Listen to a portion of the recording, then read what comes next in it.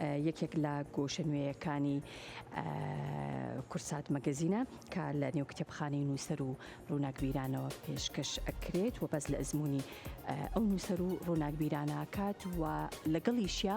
هەوڵێکە بۆ بە کللتورکردنی خوێندنەوە.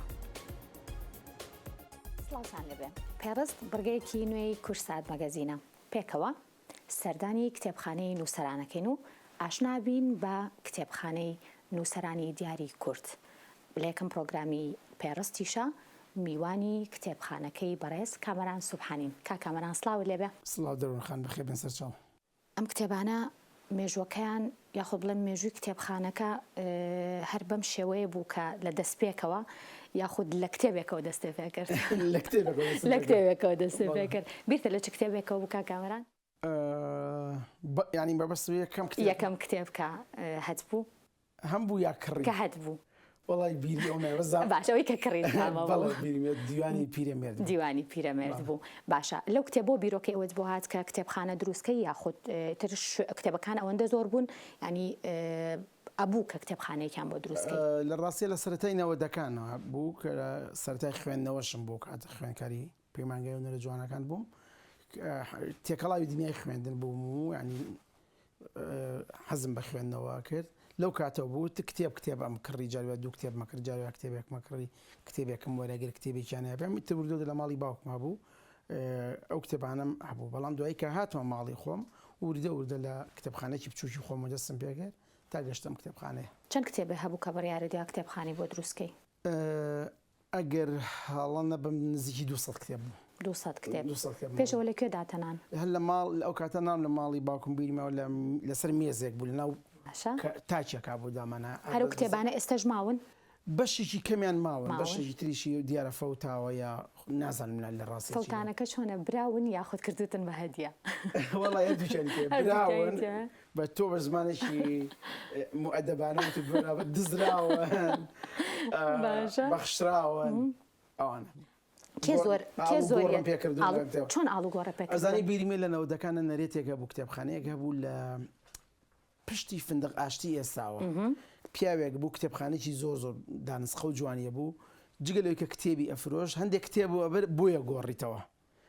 لە خوێندنەوەی تەواوە بوویت؟ بەڵێ ئەمان گۆڕیەوە ئەو نەرێتێکی زۆر جوان بەداخەوەن نە کتێبخانەکەمان نەنەرێتەکە ژماوە. باشە کتێبەکان کەم بوون ئەو کاتە؟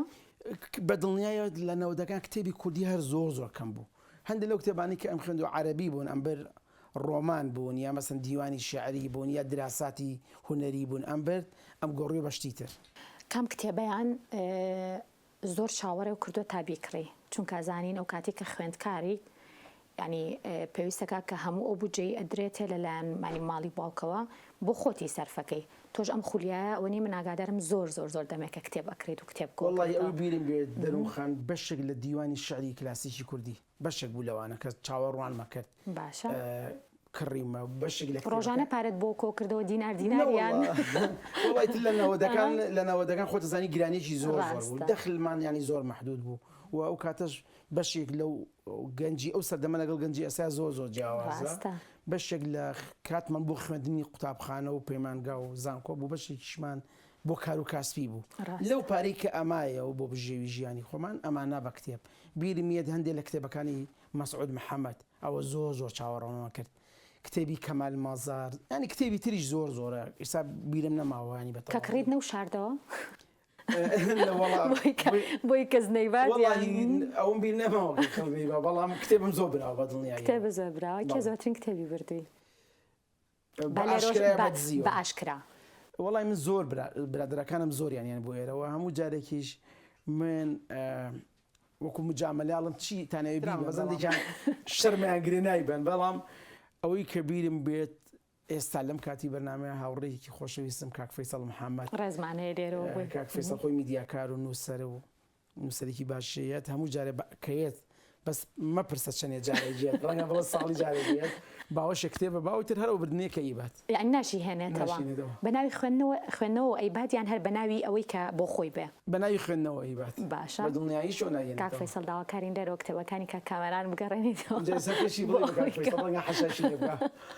باشە اینجا بابزانم کەم لەم کتێبانە بێگومان هەمویان خۆشەویستن لە لای تۆ بەڵام هەندێک جار هەیە کتێبێک کە زۆر ئازیزە لەلات کە لەوانەیە بیر و ڕوئیای تۆی گۆڕی بێت لەوانەیە هەندێک جار هەیە ئەو کتێبە ئیتر با بڵێن مێژوێکی زۆر دوورودرێژی لەگەڵ ژیانی تۆ کردبێ کام لەم کتێبانە پرسیارەکەی تۆ زۆر ینی بەشی هەیە کام کتێبان لام خۆشەویستن کامی کە گۆڕانێ لە ژیانە ماکرد جیاوازن بۆ تۆ ئەوانە جیاواز زۆر کتێبی تەیە بەڵام زۆر کتێبی تەیە دانسخەیەکە خوێندومەتەوە وە کتێب مەسەن کتێبی تەیە زۆر خۆشەویستە لەبەرەوەی کە نووسەرەکانی ینی پیان بەخشیوم هەندێکیان لە ژیانە نەماون بۆ نمونە دیوانی شعری شێرکۆبەکە زێ خۆی بە دەستخوەتی خۆی پێشکەشی کردوم کتێبی کەمال مەزەر هەیە بە دەستخوەتی خۆی پێشکەشی کردوم کتێبی حەمێ مەلاکەیمی تیا بە دەستخوەتی خۆی پێشکەشی کردوم مەسەن کتێبی بەختیار عەلی تایە کتێبی ڕۆمانی بەختیار عەلی کتێبی مەریوانی وریاقانعی تایە کتێبی عەتا محەممەدی تایە کتێبی دڵشاد عەبدوڵای تایە زۆر کەسی تایە کە ئەوانە خۆشەویستن کتێبی تایە حەز ئەەکەم بیخوێنمەوە بەردەوام مەسەن دیوانی گۆران بەردەوام حەز ئەەکەم بیخوێنمەوە دیوانی سالم هەر لەسەر مێزەکە من چووە خۆم خەریکی کتێبێکم لەسەر سالم ئەی خوێنمەوە هەندێک شعری کلاسیکی کوردیەیە دیوانی گۆران چەند جار خوێندۆتەوە وەڵڵی ئەگەر بڵم 20 جار باوەڕم پێ 20 جار زیاتریش زۆر بچکۆ بەردەوامەی خوێنمەوە بەشێکی زۆری شعرەکانی گۆرانم لەبەر بوو هەتا کۆرۆناکە بەڕاستی کە کۆرۆنام گرمن دوای ئەوەستم کرد زۆر شعرم لەبیر چوویەوە چکە یەکێ لە خولیاکانی گەنجیمەوە بوو کە شعری کوردی لەبەرکەم زۆریشم لەبەر کردەوە شعری شاعرانم زۆر لەبەر بوو ئێستا زۆر کەم شعرم لەبەرە ینی جاران زۆر ئیتر ئەویش نازم یا تەمەنە یا تەندروست بیت و تەمەند درێژیش بیت چ با بڵێن شوێنێک لە نێو کتێبخانەکە تابێتە بە کتێبەکانی خۆت کە خۆت نووسی و چەند وەڵی ئەم کتێبانەمە بەشێکن بەشێکە و کتێبانی کە خۆ نووسی و نزیکی 25 کتێبێکن هەندێکی تریشان لەو سەروانی کتێبەکان کە پسپۆڕی تایبەتن ینی منهەجی علاقی بە مادەی هونەرەوە هەیە بەشێک لەو کتێبانی کە خۆت با بڵێن پێشەکیشیان بۆ نووسی بەشێک لە نووسەران و لە کەسایەتیەکان کە بابەتێکیەوە هەستەکەم هەستێکی جیاواز و خۆش بێت بۆ ئەوەی کە نووسەرێک بتوانێت پێشەچین بۆ چەند نووسەرێک نووسیوە خۆشە من وە کاتێکیش تو ئەتوانین پێشەکی بۆ کتێبێک بنووسی کە یەکەم ئەو کتێبە بوو جوڵانێت دووەم لەگەڵ پسپۆڕی توە بگونجی ئەوەی خولیاکان تا بگون فعلنەوەش هەستێکی تا هەموو کتێبانش لە لاماون بەدڵنیاییەوە لاماون اینجا ئاماژەت بۆ کرد لە ساڵی 90ەکانەوە کتێبەکڕی و لەو کاتەشەوە زۆرترین کتێب کە لە نێو کتێبخانەیە کڕیوتن یاخود دیارین یاخود بڵێم بە زمانەکەی خۆت یاخود دزین کامیانە وڵای بیرم نایە کتێبم دزی بێ ناڵم نەمدزیوەڵام بیرم نایە ئەوە دووشتە زیایە دووەمیشان وڵی کاتە کتێبیشە دزیوە ئەڵم بیرم نایە باشە نازەمەوە دەستاژەکە بۆ خۆی بەڵام برادێکمە بۆ هەموو جارەکە هات بۆ ئێرە دوو پرسیاریە کرد یەکەمە یوت ئەم هەموو کتێبە بە پارە کڕیوە زۆر شەخصی بوو پرسیارەکەی ئەموو وڵی نازەم ێگەر بە پارە کڕێت یەکی 1000 دیناریشی پێ زۆر دووەم پرسیاری هەمووی خوێندوتەوە ئەم نەوەڵا ئەی بۆچی دێنێ جاوی تۆش تۆزەکەەوە لەو وڵی ڕاستگۆ بم لەغدا بەشێکی زۆری کڕیوە بەشێکیشی پێم بەخشراوە خۆتە زانید هەندێک لەمانە نووسەرم برادەرمن من کتێبم چاپ کردووە هەدێم کردووە هەندێک کەس خۆی هەیە باوەڕی بەوەیە کە کتێب بابهدێ مەز من وەکو خۆم شخصی خۆم هەتا بۆم بکرێت کتێب بەهدێ نایان بە خەڵکی بەڕاستی مەبەستم پێم وایە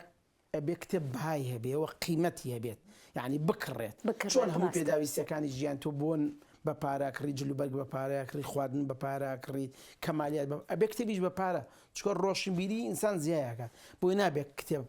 هەڕاج کردەوە بە خۆڕایی دابشێ ئەوە جیایە ئارەزومەدانە من تۆ هاوڕێمی میدیاکارێکی خۆم کتێبێک تێمە بە دیارە ئەم هاوڕێیانە دۆستی منن کتێبیان ئێمە بە دیاری بەڵام مەفهومی کتێب لە دنیای نابێ بە بەلاش بێت چکە مانەبوونی پێوە دیارە و جۆدی پێوەیە هەمیشە دیوانی پیرەمێرد چیرۆکێکی جیاوازی هەیە لەگەڵ کامەران سوبحانە چەند جار خوێندووتەتەوە؟ وڵا ئەمە یەکێکە لەو کتێبەکە وتم لە سەرەتاینەوەدەکانە کڕیمۆ دیارە خۆشی ئەمە مامۆستا حەمەد ڕەسوول هاوار چاپی کردووە. ئەم دیوانەی پیرەمێرد یەکێکە لە دیوانە هەرە باشەکانی پیرەمێرد، چونکە مامۆستا حەمەد ڕەسوول هاوار خۆشی نووسەرێکی گەورە بوو، پیرەمێرد ناسێکی باش بوو، زۆر خوێندومەتەوە، ینی بیرم نایە بە ژمارە، بەڵام بەردەوام ئەو یەکێکە لەو کتێبانی لەسەر مێزەکەمەوە ئەی خوێنمە و ڕەنگە جەنابیشتان و بینەرانیش بزانن من کتێبێکی تایبەتی بۆی بەردەوامە ئەی خوێنم و یەکێکە لە کتێبە لای من کتێبە جوانەکانی کتێبخانەکەم، کتێبە پیرۆزەکانە گەڕ ڕاست دێ زاراوەکە لە کتێبخانەکەمە. وەس جاری وایە هەیە من هەر لە کتێبەکە باسی ئەم کتێبەم کردووە، ینی جاری وایە ئاوا لاپەڕەکان هەڵێمە کۆگەر ئەمە بێنم ئەوە چاپی دووەمە، ئەمە چاپی یەکەمی پیرەمێرد، ئەمە کارکردنی تۆیە لە دەستنووس هەردووچیان یەک کتێبە بەس بە دوو چاپی جیاواز. اینجا جاری وایە زۆر خۆم چاکم کردووەتەوە دراوە، چونکە ئەمە لە ساڵ ئەمە لە ساڵی 70 چاپ لە 70 چاپ بووە، یعنی تقریبا لە 90ەکان بەڵێ مەبەستمانی چاپبوو ئەمە نیو سەدە زیاتر تەمەنیم کتێبە، بۆ یەکێکە لەو کتێبانی کە زۆرم خۆشەوێ بەڕاستی. باش کام لە کتێبی ناو کتێبخانەکەت ئێستا لە بازاڕانە ماون؟ بەشێکی زۆری چونکە هەیەیانە لە 60ەکانە دەرچوو، هەیە لە 50ەکانە دەرچوو، خۆش دەزانی کتێب ژمارەکەی مەحدودە، ڕاستە پاش ماوەیەک نامێنێت یعنی بەڵێ کامیان زۆر مەسەن بۆ نوویسا ئەوەی کە لە بەرچامە بۆ ئەم گەشتی بیارە ئەمە من کۆپیم کردوەوە بەڕاستی کۆپیت کردووە، چونکە ئەمە کۆنیش نییە کتێبە، ئەمە کتێبێکی فاتحی مەلا عەبدولکەریمی مدەڕیسە، دیوانێکی شعری زۆر جوانە بە ناوی گەشتی بیارە، نزیکە لە گەشتی هەورەمانەکەی گۆرانی شاعیر. ئەمە نزیکی 35 ساڵ لەمەوە پێش بووە، بەڵام نەماوە لە بازار، من نوسخەم دەستکەوت کۆپیم کردووە چونکە خۆشم ویستووە. زۆر کتێبی تریژێ لەم کتێبخانە، بە تایبەتی ئەو کتێبانەی تەمەنیان لە سەروی 30 ساڵەوەیە لە کتێبخانەکانە نەماون ڕاستە. ئەنجامێ بزانم کە زۆر کاتێ بەپێی تەمەنەکان بۆ نمونە تۆ لە دەستپێکا کە کۆمەڵێک کتێبت کڕیون دواتر لە ساڵی 90ەکان لە ساڵی با بڵێن 2000ەکان بە هەمان شێوە، ئێستا بیرکردنەوەی تۆ یاخود بڵێم هاوڕێتی تۆ لەگەڵ کتێبەکانت هەمان ئەو کتێبانن کە لەو کاتانە لە کاتی گەنجی ئەتوخێندەوە، واتە ئەو دەستپێکی کە دەستت بە کۆکردنەوەی کتێب کرد یاخود نەخێر؟ دەروخە من بە پرسپۆڕەکەم دوو پرسپۆڕیم یەکەم لە هونەرە مەجای میدیای خوێندومە، بیدایەتی خوێندنم لە ڕاستی کتێبی ئەدەبیاتی شانۆیمە خوێندەوە، شانۆژەکەم، بەڵام زیاتر چوومە بواری میدیا وکو خوێندنم کە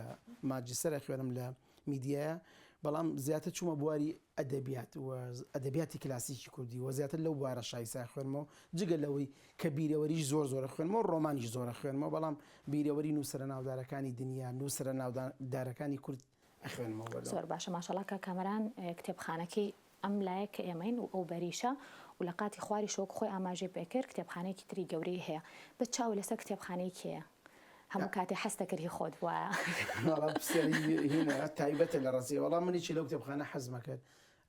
هەم وایە کتێبخانەکەی خوا لێ خۆش بوو دکتۆر کەمال مەزەر، کتێبخانەیەکی زۆر تایبەتە، ڕۆحی شاد بێت. یەکێکی تر لەوانە کتێبخانەکەی مامۆستا حسێن عارف، تەمەند درێژ بێ، مامۆستا حسێن نووسەرێکی گەوری کوردە، هیوادارم دەرفەتانە بێت بەرنامەیەکی لەگەڵ کتێبی دانسقیتیایە و ئەوی کە لە خەیاڵما بێ هەردووانێ. زۆر باشە، بەو هیوایم کە لە ساڵانی ئایندەیە کتێبخانەکە دوو ئەوەندەی تر بە لەبەری خۆت زۆر حەز بە خوێندنەوە و هەروە کتێب کۆکردنەوەشە کاکامەرانگیان. سوپاس بۆ ئەم دەرفەتەی کە بووینە میوانی هەم خۆت هەم کتێبخانەکە. زۆر سوپاس بۆ ئێوە، سوپاس بۆ ئەو برا بە ڕێزانی کە هاوکارێ بوون، سوپاس بۆ تەلەڤیزیۆنی کورسات. زۆر سوپاس بۆتە.